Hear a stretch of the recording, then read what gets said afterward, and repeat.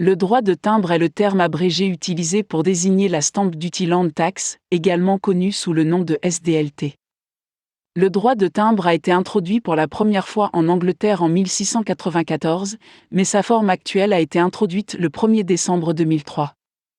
Il s'agit essentiellement d'une taxe sur toutes les transactions foncières et immobilières payées par l'acheteur d'une propriété et dont le montant dépend du prix d'achat.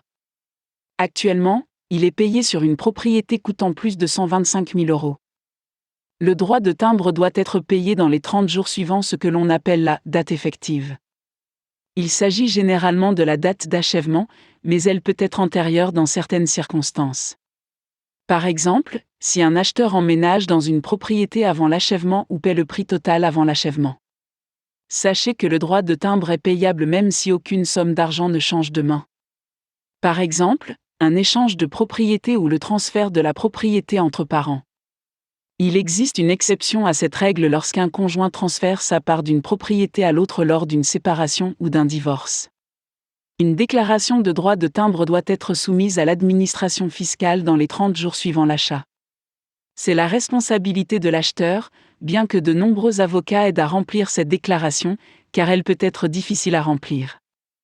Encore une fois, sachez que même si une propriété n'est pas soumise à la SDLT, par exemple, si le prix est inférieur à 125 001 €, une déclaration doit être remplie.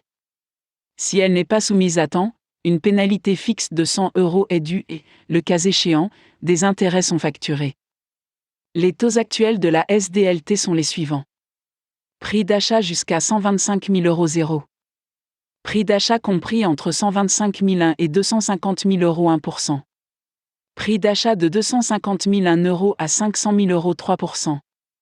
Prix d'achat de 500 001 € à 1 million d'euros 4%. Prix d'achat de 1 million 1 € à 2 millions d'euros 5%. Plus de 2 millions d'euros 7. Certains acheteurs essaient d'utiliser des tactiques pour alléger leurs charges. En prétendant que le prix payé comprend un élément pour les installations et les équipements facturés séparément.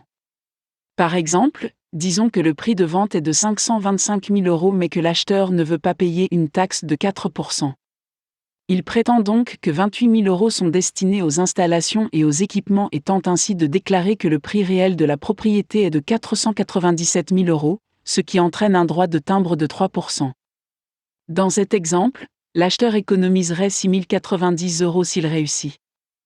Les manœuvres tactiques de ce type sont considérées comme une invasion fiscale et l'Inland Revenu peut poser des questions dans les 9 mois suivant la soumission de la déclaration fiscale. La SDLT est considérée par de nombreux commentateurs du secteur comme une taxe injuste, notamment en raison de son fonctionnement sur la base d'une « tranche ». Est-il vraiment juste qu'un acheteur paie 1% si le bien n'est à 250 000 €, 1 centime de plus et 3% sur le prix total ? De nombreux commentateurs considèrent le régime actuel comme restrictif et préjudiciable à la reprise du logement et de l'économie. Le gouvernement a mis en place un système de vacances pour les primo-accédants sur des biens d'une valeur maximale de 250 000 € pendant 2 ans, qui a pris fin en mars 2012, mais il n'a guère aidé les gens à accéder à la propriété. Les réformateurs suggèrent généralement un taux d'imposition progressif. Par exemple, si le prix d'achat est de 275 000 €, 0% doit être payé sur 125 000 €, 1% sur le montant compris entre 125 001 et 250 000 € et 3% sur le montant compris entre 250 001 et 275 000 €. Cependant, un groupe influent de députés conservateurs a demandé la suppression totale du droit de timbre pour les propriétés d'une valeur inférieure à 500 000 €. Avec un groupe de campagne appelé Stamp Duty Reform UK, dont le seul objectif est d'encourager le gouvernement à changer sa politique, et les appels à la réforme d'autres organisations influentes telles que le Council of Mortgage Lenders et l'Association of Chartered Certificated Accountants, nous ne pouvons qu'espérer que le gouvernement envisagera enfin de revoir le système actuel.